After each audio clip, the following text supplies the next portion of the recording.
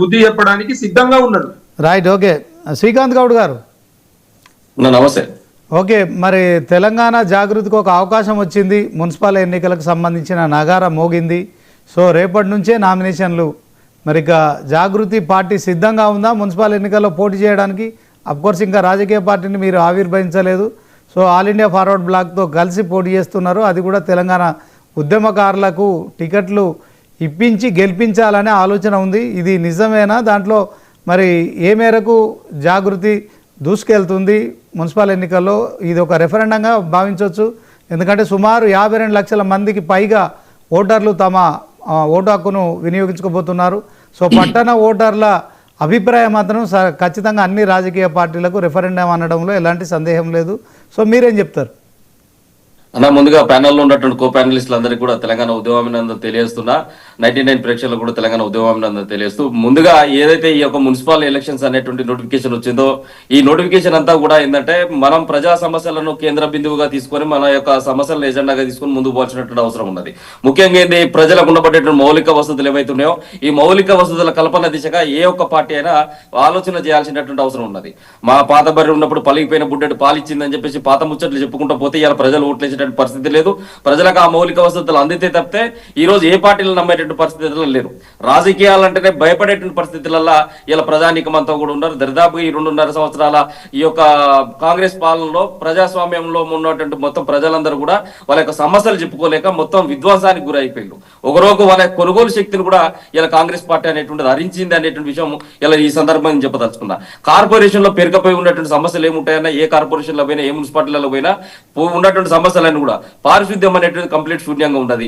Diarrhoea, dengue లాంటి వ్యాధులు, seasonal వ్యాధులు ప్రబలుతున్నాయి. ప్రాథమిక ఆరోగ్య కేంద్రాల్లో కనీసము ఏదైతే మినిమం అంటే ఉండబడేటువంటి కామన్ మెడిసిన్ కూడా ఉంచేటువంటి పరిస్థితి లేదు. డాక్టర్ల కొరత అనేటువంటి ఒకవైపు ఉన్నది. ఏ ఒక్క మున్సిపాలిటీ తట్టి చూసినా అక్కడ వాటర్ సంబంధించినటువంటి త్రాగునీరు సంబంధించినటువంటి సౌకర్యాలు అనేటువంటి లేవు. వారానికి ఒక్కసారి త్రాగునీరు వస్తున్నటువంటి పరిస్థితిని కూడా ఇలా అనేక మున్సిపాలిటీలలో మనం చూస్తా ఉన్నాం. ఇలా మౌలిక వసతులు లేకుండానే అనేక మున్సిపాలిటీలలో వరద వచ్చి వర్షాకాలం వస్తే ముంపుకు గురైతున్నటువంటి ప్రాంతాలు, స్లమ్ లో ఉండబడేటువంటి ప్రాంతాలు, లోతట్టు ప్రాంతాల్లో ఉన్నటువంటి ప్రజానికం అంతా కూడా ఇప్పటికి కూడా ఇబ్బందులు పడుతున్నారు.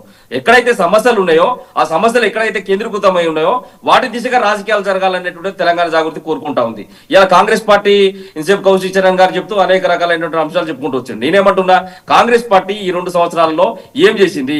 కార్మికుల సంక్షేమం పట్ల ఏం చేసింది?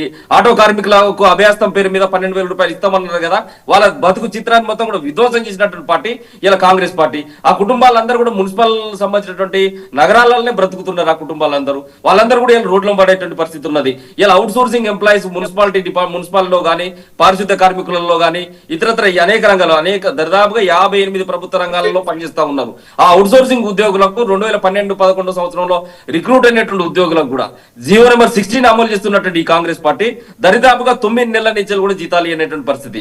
ఒక డిపార్ట్మెంట్ భూభారతిలోన్ అయితే 15 నెలల నుంచి వాళ్ళకి జీతాలు ఇవ్వలేనటువంటి పరిస్థితుల్లో ఇంత దుర్మార్గంగా పరిపాలన అందించుకుంటా ఇంకా మీకు గొప్పలు చేసినామని ఎట్లా చెప్పుకుంటున్నారు? ఆ కుటుంబాలు ఇళ్ల కిరాయిలు కట్టుకోలేనటువంటి పరిస్థితి. మున్సిపాలిటీలలో ఉండబడేటువంటి కుటుంబాలు ఇళ్లలోకి పోతే ఇళ్ల కిరాయిలు కట్టుకోలేనటువంటి పరిస్థితుల్లో ఉన్నారు. ఇలా ఒక అవుట్ సోర్సింగ్ కార్మికులే కాదన్న, దీంట్లో సంఘటిత కార్మికులు అయితేంది, అసంఘటిత కార్మికులు అయితేంది, భవన నిర్మాణ కార్మికులు అయితేంది, వలస కార్మికులు అయితేంది, 16 రాష్ట్రాల నుంచి ఈ యొక్క మున్సిపాలిటీలకు మన తెలంగాణలో ఉండబడే ప్రాంతాల్లోకి పోయి వాళ్ళు బతుకు జీవుడు అని చెప్పేసి వస్తే వాడు జస్తే పట్టించుకున్న గతి లేదు. వాళ్ళకి ఒక ఇన్సూరెన్స్ లేదు, ఒక ఆహార భద్రత కార్డులు అనేటువంటి ఇప్పటి వరకు పంచిన దాఖలాలు లేవు, ఒక హెల్త్ కార్డులు ఇచ్చినటువంటి దాఖలాలు లేవు. ఇదే అవుట్ సోర్సింగ్ ఎంప్లాయీస్ కి ఆ ఎలక్షన్ ముందు కూడా ఏదైతే నిరుద్యోగుల నుంచి వ్యతిరేకత వస్తుందని చెప్పేసి వీళ్ళు అవుట్ సోర్సింగ్ కార్పొరేషన్ ఏర్పాటు చేసి మీకు ఉద్యోగ భద్రత ఇస్తామని చెప్పేసి కల్లబుల్లి హామీలు ఇచ్చినటువంటి పార్టీ, 420 హామీలు ఇచ్చినటువంటి పార్టీ ఇలా మున్సిపాలిటీలో ఉన్నటువంటి ప్రజానీకం కోసం ఏం చేసిల్లన్నా?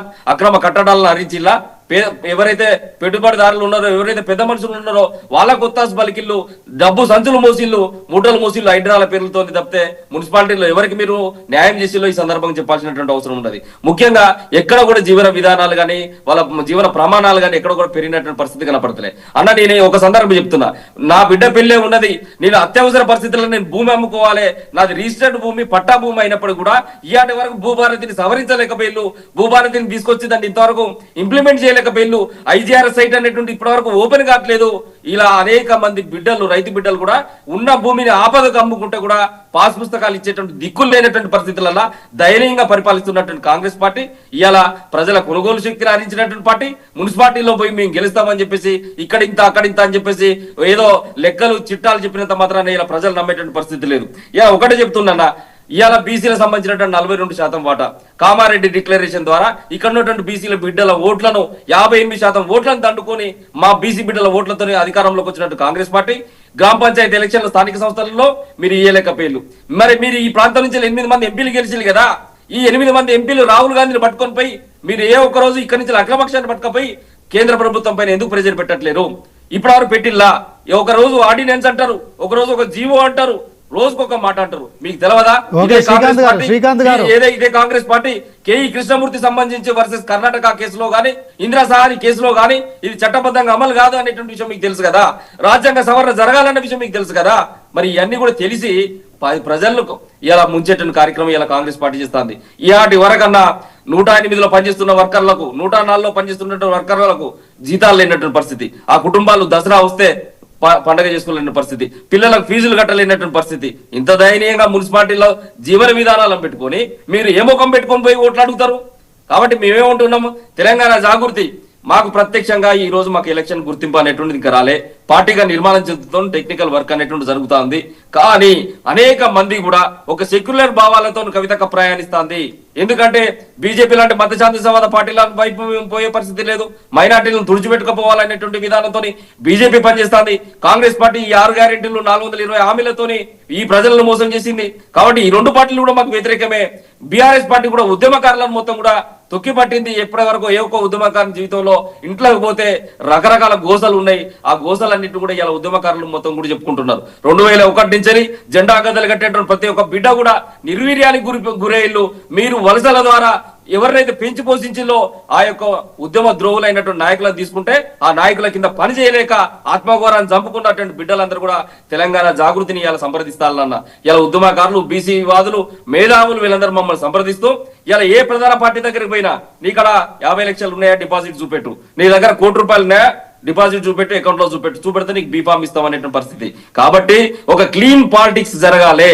ఆ క్లీన్ పాలిటిక్స్ తెలంగాణ జాగృతి ద్వారా సాధ్యమవుతుంది అని చెప్పేసి ఎవరైతే బిడ్డలు మమ్మల్ని అప్రోచ్ అవుతున్నారో వాళ్ళకి మా మోరల్ సపోర్ట్ ఇవ్వాలి. వాళ్ళకు ఒక సింబాలిక్ అనేటువంటిది, ఒక ఇనానమస్ ఒక సింబల్ అనేటువంటి అన్ని మున్సిపాలిటీలో కనుక ఇచ్చినట్లయితే ఆ బిడ్డలు రేపు ముందర గెలిచి ప్రజాస్వామ్యబద్ధంగా పనిచేసుకుంటారు, నిస్వార్థ రాజకీయాలు చేస్తారని చెప్పేసి కవిత గారు కళ్ళలు కన్నారు. అందులో భాగంగానే మాకు ఆల్ ఇండియా సంబంధించిన ఫార్వర్డ్ బ్లాక్ మధ్యన కొన్ని పాక్షికమైనటువంటి చర్చలు జరిగినాయి. ఆ ఇయాల్లో రేపు కంప్లీట్ క్లియరెన్స్ అయితే మా అధినేతలు కూడా ప్రకటిస్తారు. ప్రకటించిన తర్వాత ఈ అభ్యర్థులందరూ కూడా అనేక మున్సిపాలిటీల్లో ఐఎఫ్బి సంబంధించినటువంటి అభ్యర్థులు, ఆల్ ఇండియా ఫార్వర్డ్ బ్లాక్ అభ్యర్థులు అయితే, తెలంగాణ జాగృతి మద్దతుదారులు అయితే, ఉద్యమకారులు అయితే వీళ్ళందరూ కూడా బీఫామ్లు అడుగుతున్నారు. ఇదే ఫార్వర్డ్ బ్లాక్ పార్టీకి కూడా ఒక చరిత్ర ఉంది, మీకు తెలుసన్న. ఏదైతే జూపల్లి కృష్ణారావు గారు కూడా మున్సిపాలిటీలలో ఏకపక్షాన ఇండియన్ ఫార్వర్డ్ బ్లాక్ ద్వారా గెలిచిచ్చుండు. ఇదే కోరకంటి చందర్ బీఆర్ఎస్ పార్టీలో ఉన్నటువంటి నాయకుడు, ఆయన కూడా శాసనసభ సభ్యత్వాన్ని కూడా గెలిచి వచ్చిండు. అట్లాంటి చరిత్ర ఉన్నటువంటి సుభాష్ చంద్రబోస్ స్థాపించినటువంటి పార్టీకి ఇలా ఇక్కడ అవకాశం కల్పించేసి ఆ బిడ్డలను కాపాడాలని చెప్పేసి మాత్రమే తెలంగాణ జాగృతాలు అనుకుంటుంది. ప్రత్యక్షంగా మా అభ్యర్థులు పోటీలో లేకపోయినప్పటికీ ఆ బిడ్డలను నిలబెట్టడం కోసం కవిత గారు తాపత్రపడుతున్నటువంటి వాస్తవం.